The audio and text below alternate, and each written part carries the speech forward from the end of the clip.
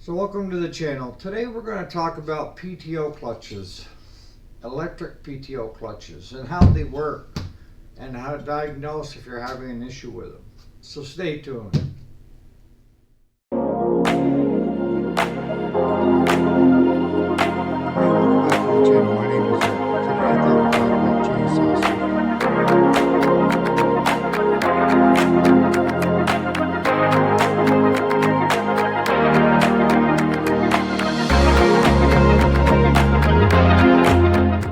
Alright, so welcome back. My name is Eric and we run a small engine repair shop here.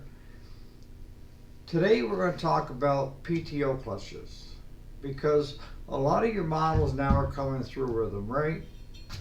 And when they're working, it's great. When they're not so great, right? So we need to figure out if your PTO clutch is not working, why it's not working, right? So where I like to start is simply by understanding first what a PTO clutch is. And what it is electromagnetic. And as you feed juice to it, the magnet engages and it starts to turn your blades, the belt that turns your blades. And when you disengage it, the magnets disengage and it comes apart. So then this isn't being spun, you know, with the drive shaft coming down through the engine. You know, this unit will still turn, but it's not turning the actual belt themselves so that it stops turning.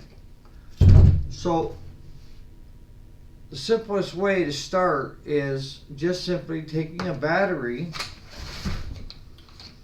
and you take two wires, hook one to your ground and one to your positive. And then doesn't matter which one, but put one in there and then just touch it with the other.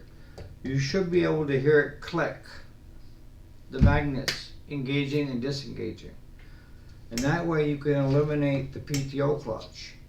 Now, the PTO clutch is set up within the system on a lawnmower, right? That if the safety switches aren't disengaged to allow it to turn, it's not going to turn. But this is a way that you can check to eliminate this one first. You just simply, it's a 2-plug wire, unplug it, and you can test this. If it clicks, locks in, locks out, you know you're good. And the other way is by simply having the lawnmower off. Turn the key switch to the on position and then just simply lift your PTO and down. If you can hear it clicking down there, then it's working as it should. But a lot of times you'll get a safety switch that will cause it so that it will not operate until that safety switch is disengaged. As you can see with this Cub Cadet PTO switch, there's 6 prongs coming off of that. Only takes 2 to get to here, but it's going through the safety switches to say whether to yay or nay to create a current to allow it to go through. Now there's other things that can also affect it besides the safety switches of disengaging them or engaging them. And that is if your charging system is operating correctly.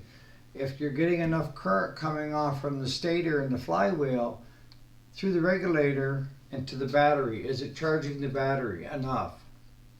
If it's not charging that battery, then you're not going to produce enough current to keep that battery at full peak so that this can work. And what ends up happening is it just starts drawing the battery down until the battery gets to a certain point and then it quits working. I've seen that happen before. I've also seen bad batteries that, you know, look good but under load they wouldn't carry enough current. They couldn't, so it's time for a new battery. So if your PTO clutch quits working, your mower blades quit working, there's a number of different things you can do. to try to identify what's going on. And you could start here and work your way back, because I like to work this way and make sure I've eliminated this to make sure this is working properly. And then you can just simply put a test light on that and turn the ignition key on and engage the PTO, and on your test light it will show that it's on, coming out through the system. If it's a safety switch somewhere, you can play with the safety switches until watching that test light until it comes on to know that you're making it all the way through. So hopefully that's kind of explained how this works. If you find that this works and you're still not getting it with the key on and doing it this way, then you're going to have to henpeck your way back through the safety switches to find out which one is causing you problems. If you hook up the two wires, the hot and the positive and the negative to this and this, and you don't hear anything, pretty much that's your beast. The one thing that I tell people to do that are into repairs and stuff is also check your wires, because this comes out here and a lot of times they'll get frayed, and I've seen them where they'll actually touch frame and they'll ground themselves out. So check your whip, start here if you can with the battery, and then work your way through the system. Thanks so much for watching.